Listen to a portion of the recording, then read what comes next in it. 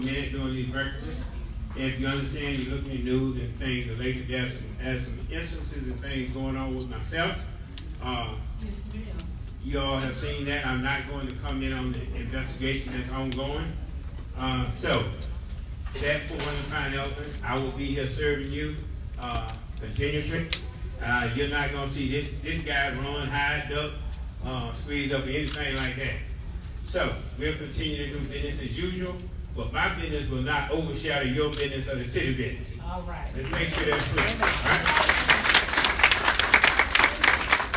All right? Life continuously moves on. We have business and things that we need to take care of. Your ditches still need to be clean. Your streets still need to be taken care of. The government still must function and support you. Because as a citizen of this government, that's what we do. All right? So ladies and gentlemen, again, I thank you for being here. I thank you for believing and doing in our city what you do. And I'll tell you a good example of why.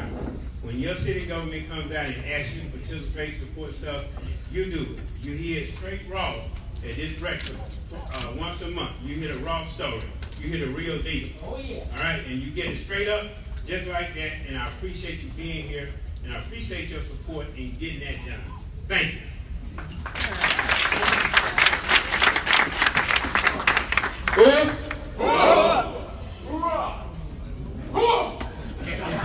Don't get carried away. All right? Mr. Hill, come on up and introduce yourself and tell us a little bit about your goals and things for animal service for Augusta Commissioner. Let's give him a hand. Good morning, everyone. Good morning. As Commissioner Sias mentioned, my name is James Hill. I'm the new Animal Services Director for Augusta. I am not from the area. I came from Richland County, Columbia, South Carolina. I'm still learning my way around, and I will say that Augusta has been welcoming to me, and I greatly appreciate that. Some of the things when I first got here that I noticed Animal Services, I know that one of the things I've been taught a long time ago is you got to take care of home first. And there's a lot of internal things that I'm working on. One of the first things was reorganizing our staff. There was certain areas where I felt like we had more manpower than what we needed. So just took a little bit of shifting of manpower to make it more efficient. Another thing that I wanted to do and I'm working on now is being the type of director that's accessible. You know, I don't want to be the, when you call in, you can't reach the director, or if you got questions or concerns, I advocate for open door policy. So that's one thing that that I'm proud of and want to continue to do in going forward with my tenure with Augusta. Public safety. I'm a strong advocate of public safety. As Commissioner Sammie mentioned, that's one of the things that he's a strong advocate for as well. And I echo that. As long as I'm here, public safety is going to be top of my priority. That's one of the things where I come from. My bread and butter with animal control is with public safety. But on top of that, in line with that actually is making sure that the animals that we receive the proper treatment and as well, because one of the biggest goals of animal services is to minimize the amount of animals that we euthanize, increase the falcon rate. Some of the things that my goals this year, going for the next budget, is to try to ensure that we want to get a veterinarian on staff. That's going to be a big thing. If we're able to get a veterinarian on staff that's going to be able to open up some doors for us, some new programs, some ideas that I have going forward that we'll be able to implement if we have a veterinarian on staff. So those are the major things that I'm looking forward right now. As I say, thank you for welcoming me to Augusta, and I look forward to serving you all.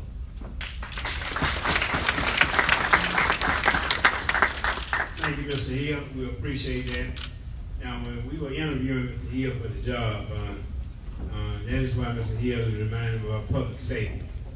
One of the key things when we worked on the animal ordinance was the fact that we talked about how you would ensure that everyone was safe. And one of the clauses that we put in our new ordinance, And that was a phrase that I picked up from one of the former animal services, our guys who were very instrumental in working animal services. It was called charging the fence. Charging the fence is when you walk out in your backyard or your side yard and the neighbor's dog or somebody's dog just come barreling up to that fence. And you don't know what's going to happen. Whether the animal's going to jump the fence, whether he's going to steal that dog, the animal's going to stop, or is the dog, is he viciously going to attack you, or is he just playing? Well, that wasn't too strong a item on the committee when we worked on it. And then we had to go a little drag. This one lady was in her backyard, and this dog charging the fence. And I think she finally got tired of it, and she yelled at the dog. That pit bull can't cross the fence. And at the time when I distributed photos of the dog attack on that lady, that was the end of the discussion about whether or not you should be concerned about a dog coming across the fence. That animal ripped that lady from her neck down to her knees. Yeah, so all dogs are not bad, all pit bulls are not bad. But there's breeds of dogs that are dangerous. A dog can be raised and trained wrong, abused, chained up, and those things make those animals vicious. Now, we also put in something else in the animal service ordinance that all citizens can help with. You are not allowed to tether your dog. Now, for us country folks, you can't chain up your dog unless you are out there with the animal. Because one of the things that happen is animals become vicious when they are tied up like that. And I always said, just think of somebody tie you by your neck to a tree. So we have to take care of animals. You know, there's a documented case of an animal charging the fence who has not attacked anybody. But if that's verified by 2 animal services officers, one's a supervisor, one's a regular officer, up to supervisor, whatever it takes, but at least one of them has to be a supervisor. Then they can now ticket that owner to do about 1 or 4 things. Number 1, you have to have a date-proof fence. Number 2, that fence needs to be 6 foot higher, 6 foot or higher. Number 3, you can keep the dog inside, or you can, the last thing, you can go ahead and get the proper enclosure for the animal. But everybody is going to be safe. I've been to folks' house who say, hey, sir, Commissioner, I ain't going in my yard. I'm scared of that dog. Well, the dog is another thing. Secondly, sometimes folks will find that the neighbor's dog tied up to their fence. Now, how you gonna cut your grass, go out there and doing the maintenance thing, you're and the dog tied to your fence? He mad with you now. So, those are some things that we put in there. And so, you can tether your animals as long as you're out there with them. But other than that, you need a fence, you need proper enclosure, because why have these animals if you can't take care of them? And that's where we have all these stray animals running the streets, when people don't take care of them. And believe it or not, cats ain't quicker. But animals will revert back to their natural instincts when there's nobody to take care of them. They will go out and they will attack you. I've had the unfortunate thing, see a pack of dogs chasing a deer right behind my house. I mean, I didn't know what all that noise was, but goddamn, that was a small deer and that was several big dogs. Now, these are wild dogs, because the home dog wasn't going to pack up like that. So, just make sure you understand, if we do not treat these animals right, these animals become vicious participants in our society. You don't want to go down the road and meet a couple of mad dogs. And I ain't talking about like loss of mind. These dogs who are angry out there, and they're trying to survive. So just make sure that we're aware of that. If you see those situations, report them in. Report those situations about these animals that you see them out there just tied up, particularly when you see them tied up out there with no shelter, no this. I'm not a real animal guy, but the thing about it is everything should be treated properly. So if you have these animals, you should take care of them. And we charge Mr. Hill in his apartment with doing that along with the marshal and the sheriff office, whoever else is part of law enforcement, to make sure that ordinance is followed. Do we have any questions on that? Yes, sir. How you doing? Hey, Glenn.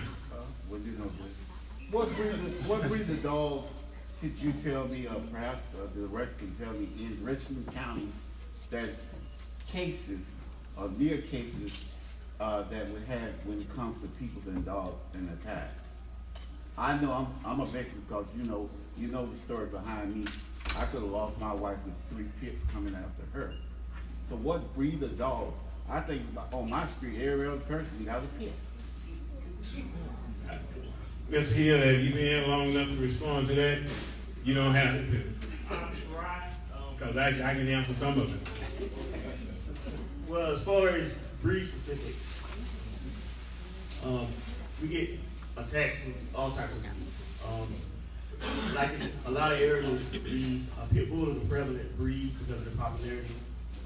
So by number wise, I can't give you an exact amount, but there are a large amount of pit bull and pit bull mix attacks. But like I said, I mean, you get Chihuahuas, German Shepherds, so you can't really narrow it down to a specific breed. I understand. What do you mean by popularity? Well, with the there's waves of popularity of breeds. I don't know if you all remember a long time ago, German Shepherds used to be popular. Then you had the Rottweiler, Doberman Pinschers. Now it seems like the pit bull is a thing. I think a lot of that has to do with with the younger folks coming up, and you see them on videos, see them in TV, and they gain popularity that way. And when they get popularity, you get people that get them, and they're not responsible enough to know how to own them, train them, and properly take care of them. That's how much popularity. May I just say this? I want to commend you and your department. I've been to court for the last 3 months with dogs next door in my neighborhood. And I'm shaking my head on it. That's a southern thing, said thank you. Thank you. And of course, he knows I had to call him one day with 3 pit bulls next door almost attacked my wife. I had took my cripple buggy chasing. I didn't know I could run. Of course, I was catching them, trying to get everybody out there. I called him a knucklehead, but I really take my hat off to him that day. He came and I told him to go in my backyard, you're gonna get attacked. He turned around like the girl in The Exorcist said, we need some dead dogs back there. So, but I thank him, and I really thank you over talking. I really appreciate it. I'm glad we were able to help. I think one of the new things that Bishop said was that the fence has to be at least 6 feet. Yeah. So that applies to who already got fences, if you got shingles, I said that was my vote on it. That was ordered, the ordinance, if in fact there's an issue has been initiated by at least 2 animal services folks, one being a supervisor. In other words, they come out there and made a case about a dog charging the fence.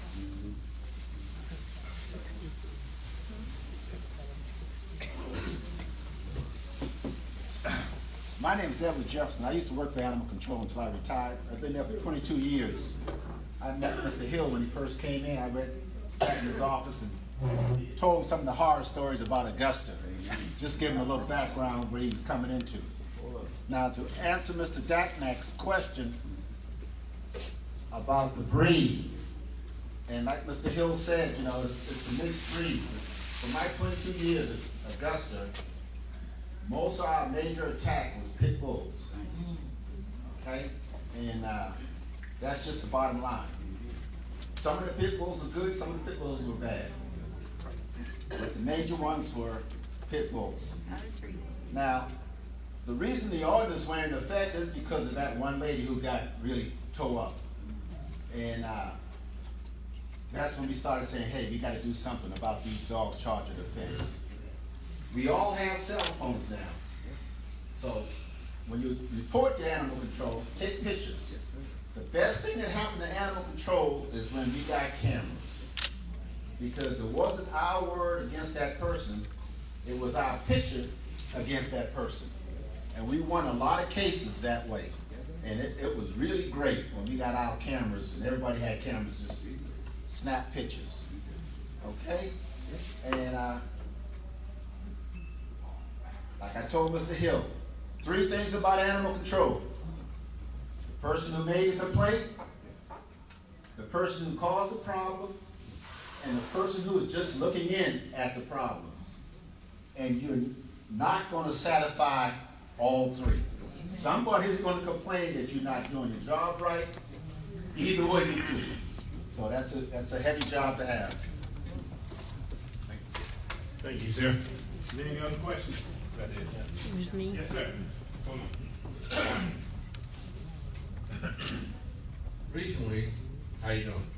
Recently, in our neighborhood at Shadowwood and Sprucewood, Sumac, we have had some people move in. We're a senior citizen area where most people that are tired of whatever, we're going to nursing homes, some of us going home.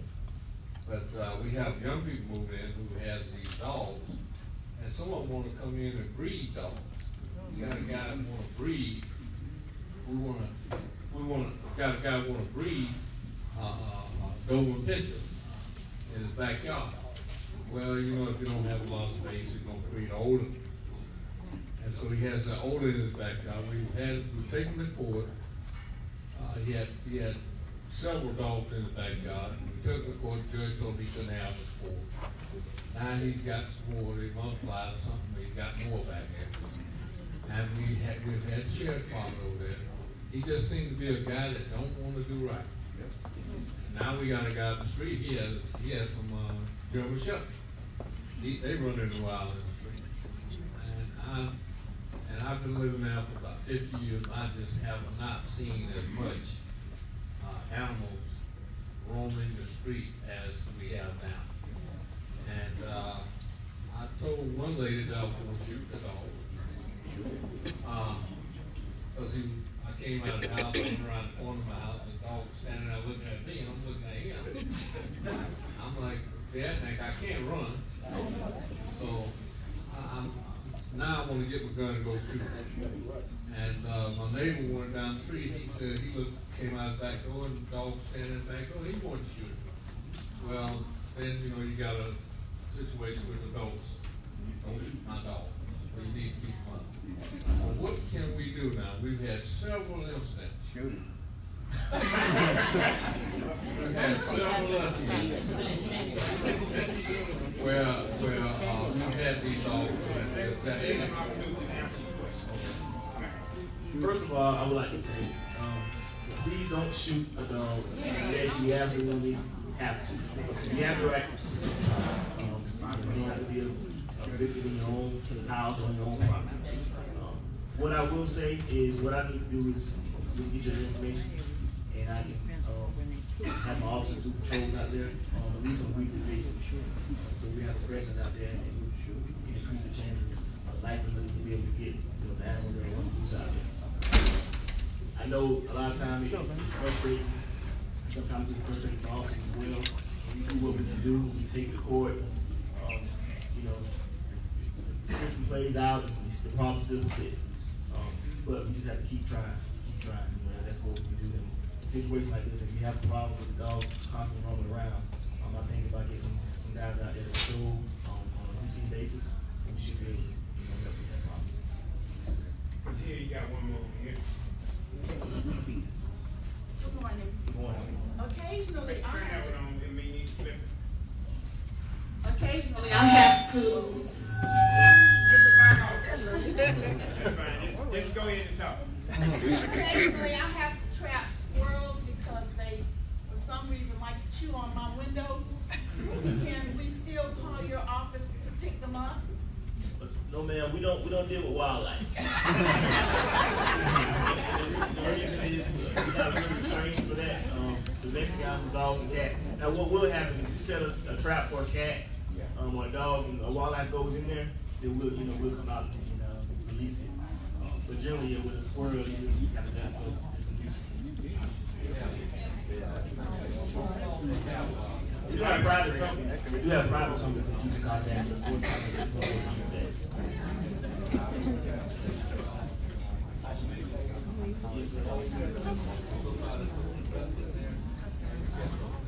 yes, sir. But I think she said she is catching the thing, right? Jake Park? You said that you are catching the squirrels. You just don't want them there. Right. Yeah. What I would suggest is just relocate them. I mean, if you're trapping them, just relocate them. You know, because the world, that's gonna be an issue for everybody. All right, we'll take.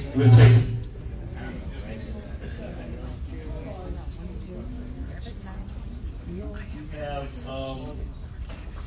10 officers on staff, and well, I say we have slots for 26 employees total. We have, it should be 6 regular officers, 1 supervisor, and 1 senior officer, animal control officer. The rest of them are myself, the director, I have the deputy director, and then we have kennel staff. Yes, ma'am. No. They're not, that's a separate department. If the rest of the folks are not here, the question kind of repeat what the question was and give an answer, please. Okay, so you want to know how many members in our department, how many staff members, correct? Okay. The marshal's office is a separate department. It's like the sheriff's department. We work with them, but it's a separate department. All right, we'll take 1 or 2 more and then I'll be in. Question as to the hours to call, because in the mornings when I'm rolling out and I see loose dogs and the children are going walking to the bus stop, so they're alone, because parents probably already gone to work, latchkey kids, and I call to report that their dogs are loose because a lot of children are afraid of dogs, and then I'm told that, well, the animal control number is, the office is not open yet, so I call 911 to report the loose dogs. And they just kind of brush me off, but I'm on my way to out also. But I see these 2 dogs, and I know that it's time for the school kids to catch the bus. So what is the decision meeting? Well, if it's a non-emergency call, we take phone calls 8:30 to 5. Anything outside those hours would have to be an emergency. You contact the sheriff department and they will get in touch with an officer. And if it's an emergency, then we'll come out. We have someone that can respond 24 hours a day. What about the weekend? Same thing, on the weekend, we have somebody that responds to emergency. All week. All right, well, let's give Mr. Hill a hand.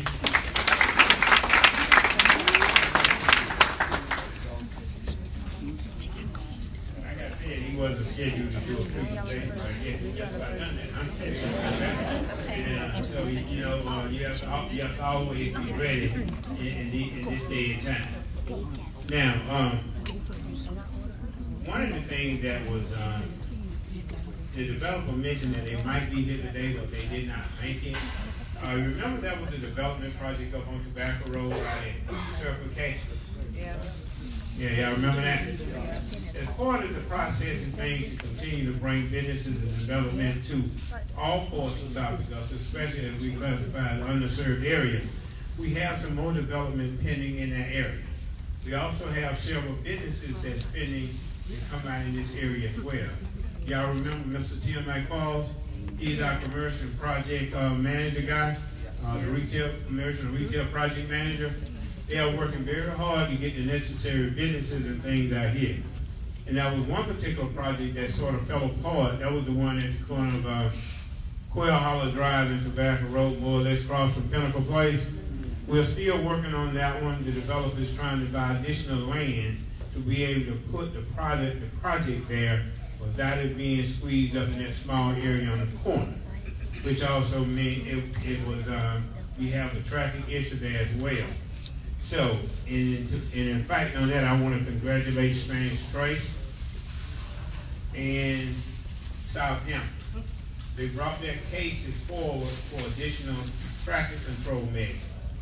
And the traffic study has bore out their needs. I had verified that there is a need for additional traffic control or traffic measures on Tobacco Road and on that part of Windsor Spring.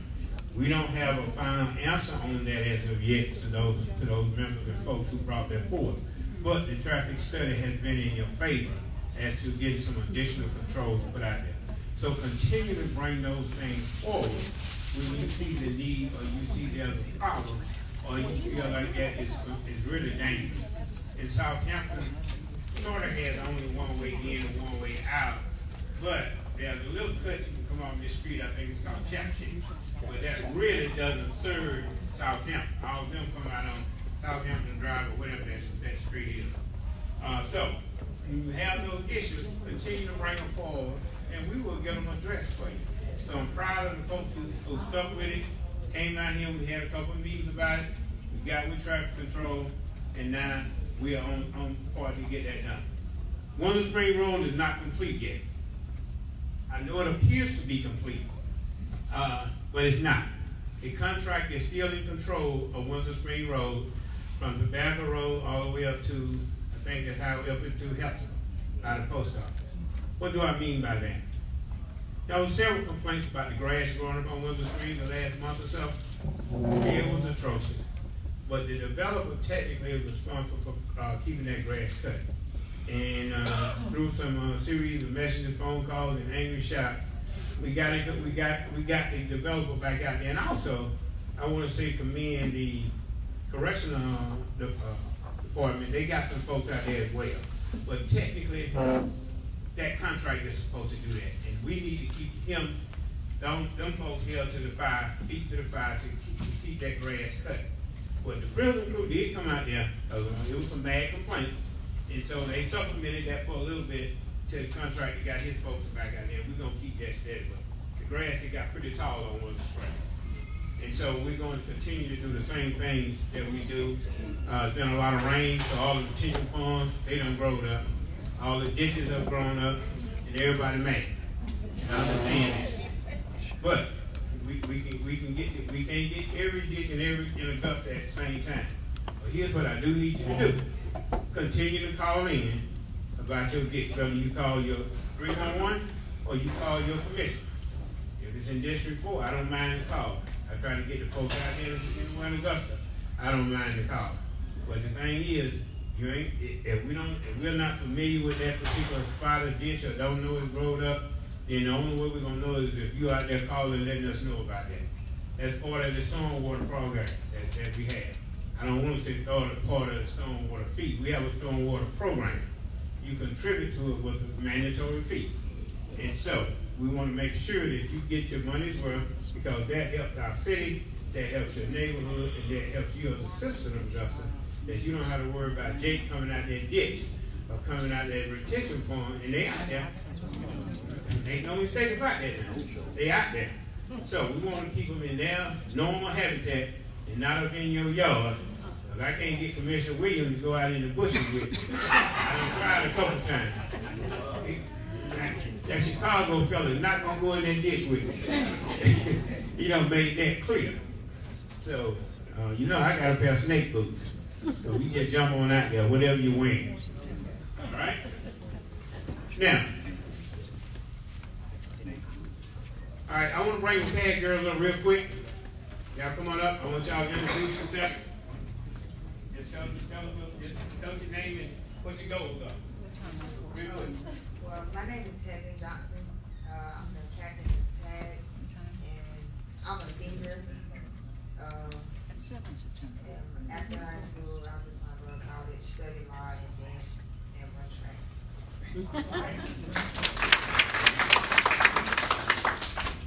Hi everyone.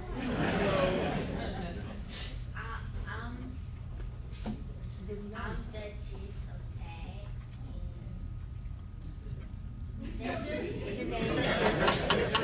To be honest with me. Okay, and you're the what? Duchess of tag? What does that mean?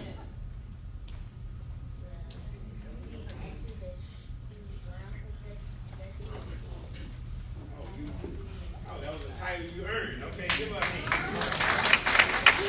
And you got to go to a competition. Some of them already left out. All right, but they don't need way too old. I think it's in the break. Let's give Tag a hand, please. Commissioner Sun, you have any comments about anything? Okay, good. Commissioner Dennis Williams, you have any comments about anything? All right, I appreciate that. Do we have any announcements or anything? We're going to get out early today. Yes, sir. I have one question about the depot project. Okay. Okay? Now, the way it was said in the paper and the news, you're gonna get $14 million bond, and this Hold on guy. for a second. We want everybody to hear you. The depot project. I'm from Charleston, South Carolina. The depot or depot project, we're gonna get this guy the land plus $14 million. We paid $1.5 million for the parking area that was there. When is Augusta gonna realize that we cannot keep giving people good property and don't get any money for the property?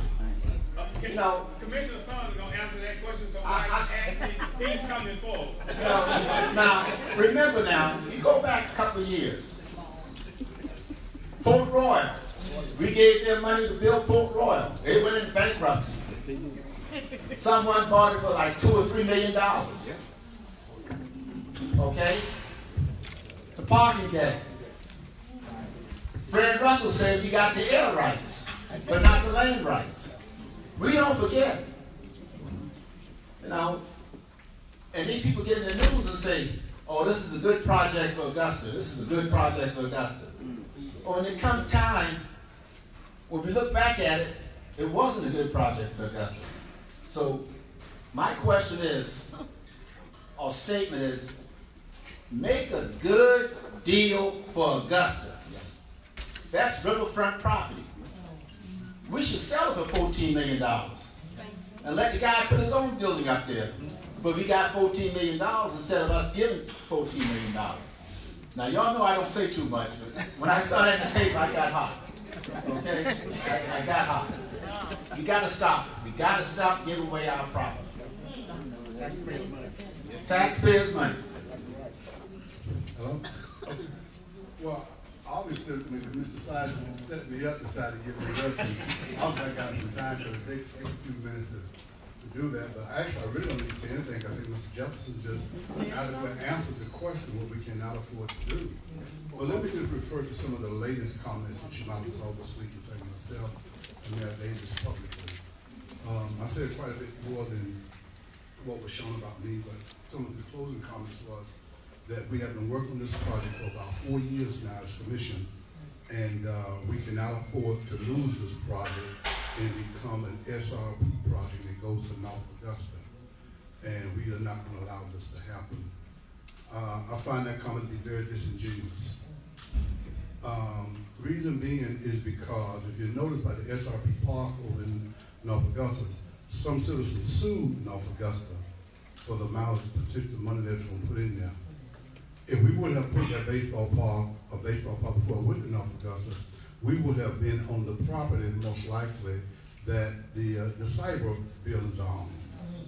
And there's no comparison with a baseball park to $100 million that the government made in Augusta, Richmond County. So to say that, I think is very unfair and very misleading to say SRP Park, we don't, baseball has its place. But when you're talking about being listed, all of a sudden when your cyber buildings are built as one of the 7 cities in the country that could potentially become the cyber center in the country, there's no comparison. Not only that, Governor Deal put in $100 million. And he also one of the other things that he did that most people don't know, behind those buildings, he extended it all the way to 13th Street, the Riverwalk, all the way to 13th Street. So we pushed it past $100 million. We did build $16 million as a government. We built a $16 million parking deck. But we're receiving funds right now from that parking deck. And so that when you look at the math, for every dollar that we put in, the state put in $6.25. For every dollar. Another thing that you've seen been mentioned as well is talking about the Foundry Project. My colleagues will tell you I fought the Foundry Project for almost, 3 years, Commissioner? Yep. Yes, sir. But you know we ended up with that project? We ended up with that project. That's the project that's on the corner of Riceboro Road and McCauley Street. That project ended up with the city of Augusta bonded $26 million. The developer put in another $6 million out of their own pocket, but we bonded the money almost they used our credit card. But pretty much all we put in that property pretty much is $1.5 million based on the property that we have purchased and the cleanup that needs to be done, and they are paying the bill. We are not paying the bill. So when you see people make those kind of, they're paying the bond note. There's no debt to us. The $14 million that Mr. Jefferson just mentioned, when you're talking about the depot project, we are going to be indebted to almost $1 million a year out of our general fund. Now, let me be honest with you. You're hearing the number $14 million. It will not be $14 million if this project is allowed to happen. Because with the $14 million, the only thing that's in place right now is 175 parking spaces in a deck that we built there. But actually, we owe Unisys 500, so we're 325 parking spaces short. So you're looking at another potential $8 million to make everything happen there. So really you're looking at a $22 million grant, and we get nothing for it. You're also looking at the Downtown Development Authority, who's supposed to be representing the city of Augusta's interest in this. And at the end of the day, they get 20% of the depot building that you see standing right there on the corner of Reynolds and 5th Street. That building will be remodeled for commercial purposes. How do they represent the city and they end up with 20% of the building they put no money in it? So whose interests are they really representing? Okay. These are the things that concern many of us around this project. There's nothing favorable about this project for the city of Augusta. Could it have been a great project? Absolutely could have been. But the state is in right now is a harbor project. I don't care how they tell you how long we've been working on it, the kind of money that is being asked of the city of Augusta, I think is unfair, it is unreasonable. Like Mr. Jefferson said, if my math is correct on this, that particular property is 6.2 acres, 6.7 acres, 6 acres, let's do the 6 acres. That property was contaminated at one point. The city of Augusta, there was a pitching property one time. They put almost $2 million to clean the property up. Then the property gets appraised for $1.8 million, so that means with the $2 million and 3.8, how do we sell that property for $1.8 million? How do you do that? Or who does that? And you're talking about a riverfront property, to Mr. Jefferson's point. It's what somebody will pay for it. And to give that property away is a total disservice, like I said, this particular time. And I'm hoping to God that my colleagues make a decision not to do that. I've been fighting it, or we've been fighting it for quite some time. And some of the comments you see around it is very, very unfair. I think they're very misleading. I think for the most part, for the last 3 weeks, you've seen some articles written by Susan McCord, back there from the Augusta Chronicle. You've seen some articles written by Sylvia Cooper around the depot project. And I will tell you, for the record, I have been given that information. It is not confidential.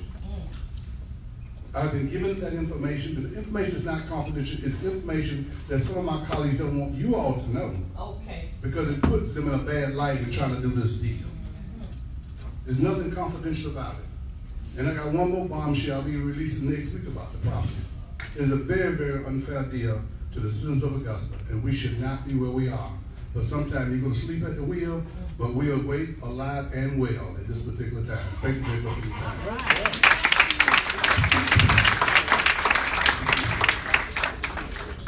Are there any questions? All right.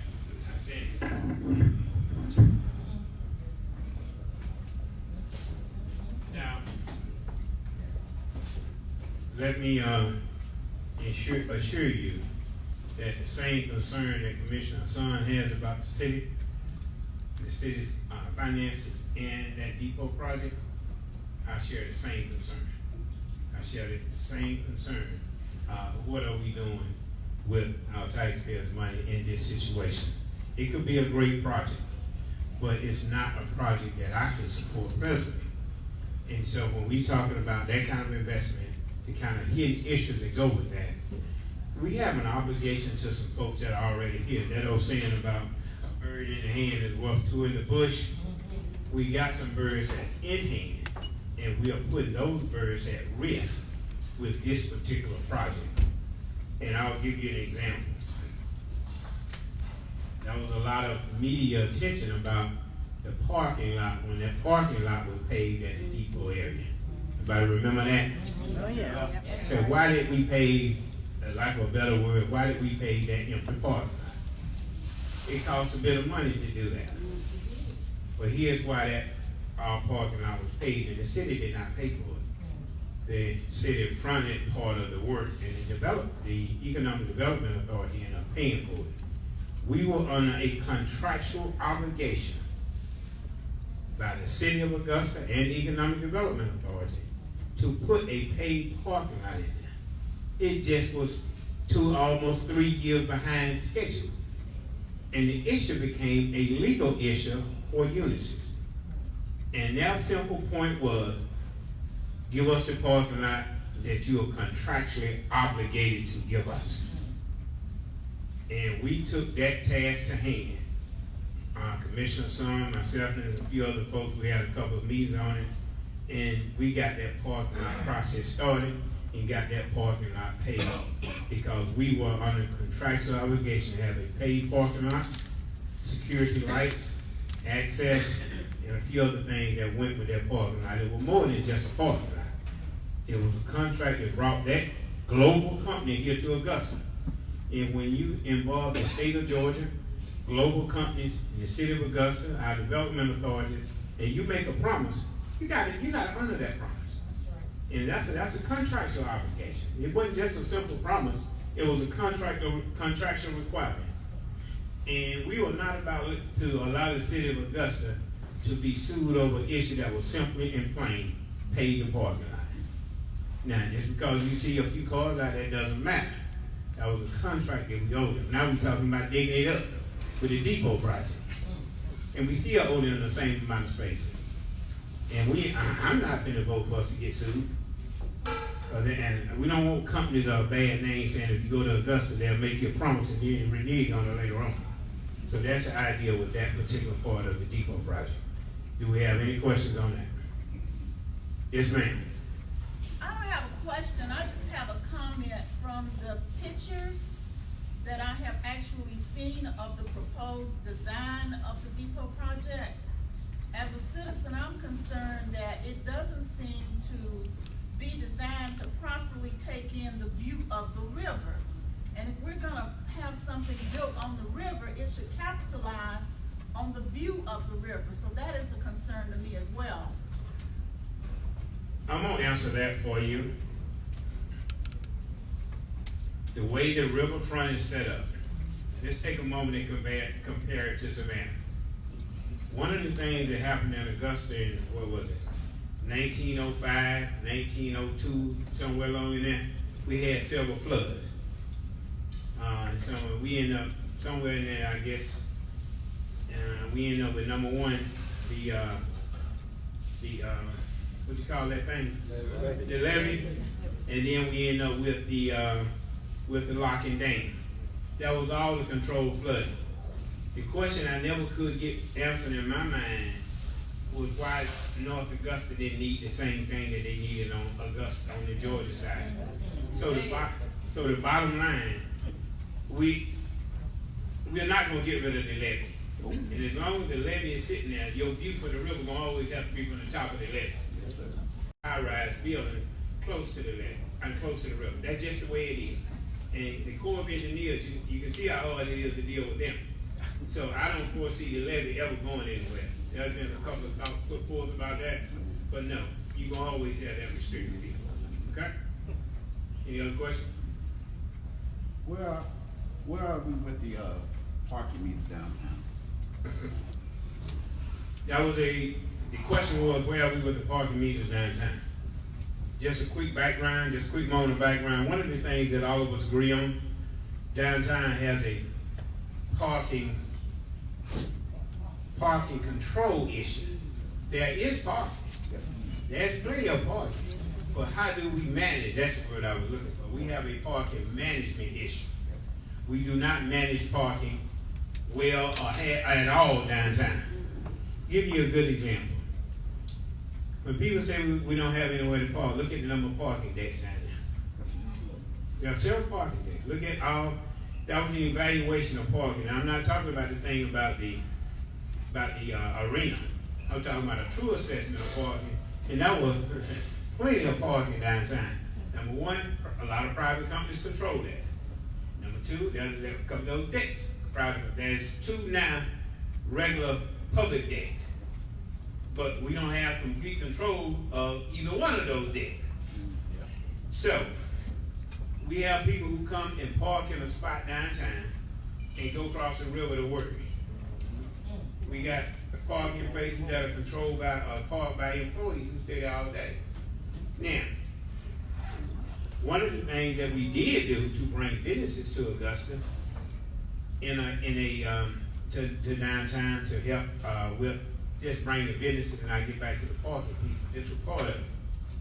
If you wanted to open up an ice cream shop downtown between 2 buildings, a little nice little shop you wanted to open up, you know what the biggest impediment to you opening that shop? Parking. Why was parking an impediment? Because you have to provide so many spaces. Who said that?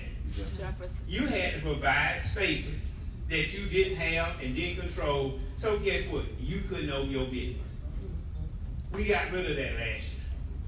We eliminated that. So now, if you want to open your business, was it last year, beginning of this year, somewhere now, just recently, now you can take your own assessment. The city doesn't demand that you have 20 parking spaces for your ice cream shop. Because if you went to the average major city and you go anywhere downtown, parking is its own premium, its own process. You can't go guarantee somebody a park. You can't go out there and guarantee your business this. So all that did was just stop folks from opening up the business. Now, back to what we were saying about the parking piece. So there's plenty of parking. Number one, we're getting ready to redo Broad Street. So before we go out and stick too many meters in the wrong place, we gotta finish up Broad Street. But the parking plan will come out well before that. Hopefully, it hasn't been presented to us formally. Has it been, Commissioner? No, sir. So we're waiting on this committee that was headed by the mayor and his chief of staff to bring us a version of what they believe will be a good plan to manage parking downtown. And this is what I said, to manage parking. If you go to Atlanta, you need to go to I think I'm gonna call it right outside the Capitol, whatever that building is over there where the Secretary of State hangs out. The Russell building. So you need to go to that building. There's signs that was showing you where to go to a parking deck. You come down to Augusta, you don't see nothing telling you where to go to a nicer parking deck. That's part of the management issue. You need to direct people to these areas where you park. In today's society, people don't mind walking a block or so. You know, and in the South now, sometimes we try to park on the front step. You know? But that doesn't work. You go downtown, you know, they see you doing it now. You got no grass because they're parking on the step. So when we go downtown, we have to be prepared to walk a little bit. That's how the process works. You can't get all that in one spot. But we gotta go. It's a battery. We'll change them out. Okay, so the bottom line is we need a good plan to manage parking. I went to Savannah, I think it was one day last week or whenever it was, a quick trip. And one little meter, and it controls 6 spaces. You put your card in there, put the number of the space that you want. It says this and gives you a receipt. It says you can go, you park in that space. Tell you how long you can park in there. Pretty neat. So you didn't need a meter for every space. That's right. The parking slots had numbers right on the street. And the sign telling you what time you get a ticket for it. I ain't talking about an issue ticket. You get your parking permit, pops right out of there with your parking space on it, how you paid for it, the amount of money you paid for it, and the time limit you had. I think that's pretty cool. So I'm tired of Augusta trying to follow somebody else. Sometimes there are a lot of great ideas out there. But hell, I like to see us create one or two one time. All right? All right. So parking, that's part of the issue with depots. You got that? Any other questions on that? Then we'll move to the next subject. What about the parking at the courthouse? I'm not gonna bother that one. Not today. Not today. All right? Because I can't control those trains. Okay? So, The one thing that people asking questions about, the Coliseum Authority is preparing to move forward on what was needed to be done with the Coliseum, where it was supposed to be downtown. The Coliseum Authority finally voted to go ahead and finish up the study. And I want to give Commissioner Sammie a good credit for bringing some things on the table to push that issue, to get that done and get that out of the way. So I'll close with this, in lieu of any announcement. We have a lot of great things going on in Augusta. The city of Augusta is a great place to be. Do not give up on your city. One person, two persons, or three people do not make the city of Augusta. It is made by the folks that are here, the good folks like yourself. So we pay our taxes, we do our things, and we expect our government to be responsive and creative to us. It's good to have great projects and good to have big projects, but big projects need to be controlled with good, large, big common sense. We do not need to give away millions of dollars for some of these little projects. Sometimes I get accused of using the wrong word, like crooked deals and stuff like that. So I'm not saying it's a crooked deal. But what I'm saying is we got to be vigilant that we don't give away money that we don't get a good investment on or a good return on. So that's what I'm saying today. Are there any other questions or any announcements? Yes, sir.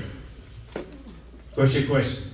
I want to know. No, hold on for a second. I'm talking to a young man right here. Go ahead. I'm sorry. Are you guys just basically trying to make Augusta like Orlando? Are we trying to do what? Make Augusta like Orlando? His question was, are we trying to make Augusta like Atlanta? No. Augusta is not Atlanta, it's not as big as Atlanta, and it's not going to be Atlanta. But here's what you'll find in the city of Augusta. As it grows, and remember, Augusta is growing primarily businesses compared to residential housing. There's plenty of residential housing going on, but we're growing a lot of businesses. So, the traffic is constantly increasing in Augusta. Where you used to be able to go somewhere in 10 or 15 minutes, now it's 30 minutes. And you need to take that into account when you get ready to get out on the road. All right? So no, we're not trying to make Augusta Atlanta. Yes, sir. I'd like to know, do we have an ordinance to regulate how long a contractor can park in front of a business at a stop sign? Like, we have some streets that's right at the stop sign, and the crosswalk comes right across in front of the store. You can't see what's that contractor parked in front of that store on the sidewalk. Well, let me answer your question. You can't see past him. His question was, how long can a contractor park on a corner, basically blocking your view of the traffic? All right? You can't do that at all. What you need to do, unless it's an emergency vehicle that has all the applicable lights and all these kinds of things, you have to you can call, I don't need to say 911, but you can call 821-1080. That's a non-emergency number. Call 821-1080 and ask for the sheriff's office to come out and address that issue. But the ordinances are clear that you cannot block these things unless you are an emergency vehicle. Let me just tell you, a cable company is not an emergency vehicle.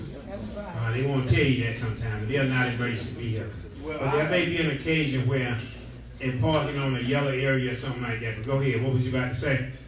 I have been behind police officer. He's having the same problem I'm having, trying to look around, and he does nothing but take a right. Well, you have to call them for that particular problem, okay? I'm not going to disparage the sheriff officer at that time, but you just need to call them to address that issue.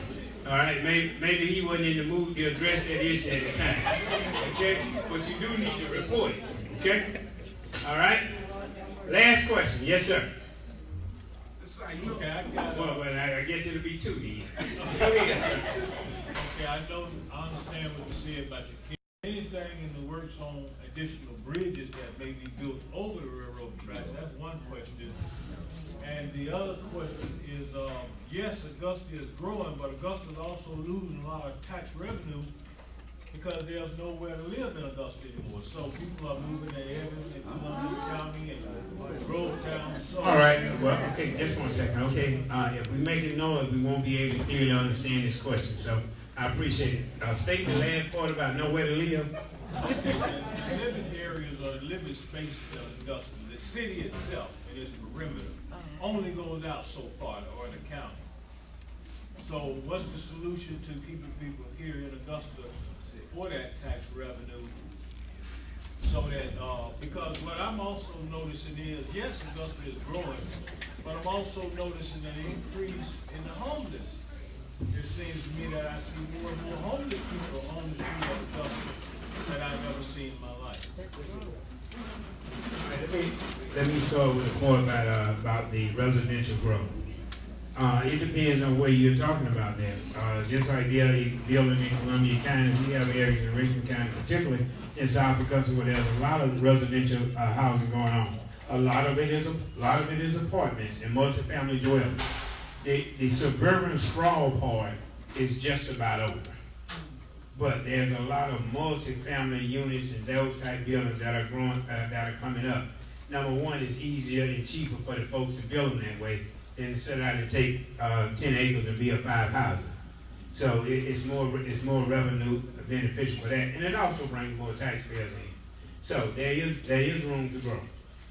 Second, on your point about the bridges and things, let me explain something to you on that.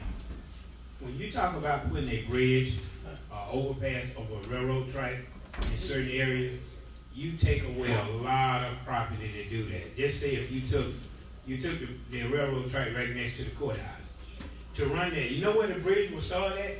It was started at Walton Way. It was started at Walton Way to get over that railroad track, if not further back. And where would it end? It'll end on the other side of the post office. You can't just build something that goes up and down like that. Even projection crosswalks that go from ground up and back to the ground, they require a lot too. So the bottom line is not cost effective or management, good management or best practices to try to do that, and it's terribly expensive. So some of the railroad tracks and things we have, we're kind of stuck with them. But if you look at the Walton Way Bridge that goes over the railroad track, you see how much space and time it took, and the folks it kind of cut off. And the more you have there, in some cases, you may have to extend it even further than that. So I don't foresee that. Now that's just my opinion in answering that question. I don't foresee a lot of bridges or overpasses over the railroad track internal to the city. I just don't see that. Yes, sir. Yeah, on the back road about Barlow's and McDonald's, a lot of wrecks up there. Y'all see, y'all want to put a light up, do somebody coming out. One day I went up there, a car had turned sideways up there. A lot of wrecks right there coming out, coming out from Barlow's. McDonald's right there. There's a lot of wrecks up there. Y'all see, y'all want to wrecks. All right, let me answer. Let me tell you what this question is, then I'm going to answer for it. We were talking about the intersection of Tobacco Road and Windsor Spring, and also, I can't think of it at the moment, but right there by McDonald's and where the Sonic and the Hot Waffle House. Now, we have plans to fix that, but I'm going to go back to what I told you before. The contractor still owns that road from, we talked about the Windsor Spring district. Also, believe it or not, they own that piece of the road, on Tobacco Road, from Windsor Spring all the way back down to McDonald's. Now, I didn't necessarily believe that, truly. So on one cold winter day, those contractors and state and DOT people, we had one of those quarterly meetings. And I requested them to go out there. And we went out there. And they pulled out all these blueprints, and they told me in no uncertain terms, all right, I need your attention on this one now. They told me in no uncertain terms who owned that road. And we can't do nothing with that road until their contract is released by the Georgia Department of Transportation. So we already have some plans lined up. But just rest assured, we can't move a rock out there on that road until that contract is done. All right? All right, ladies and gentlemen, I want to thank you for coming today. It was my intent for us to have a good meeting. and not to make it into a circus event. And we want to invite the folks who came today who don't usually come to come anytime to this community breakfast and get some good information and see what the citizens of Augusta, particularly out here in this area, that they are good, attentive citizens, and they come out and know, and they got great questions about the city, the management of the city, and the city financing. We'll see you again next month, same time, second Saturday community breakfast. Thank you.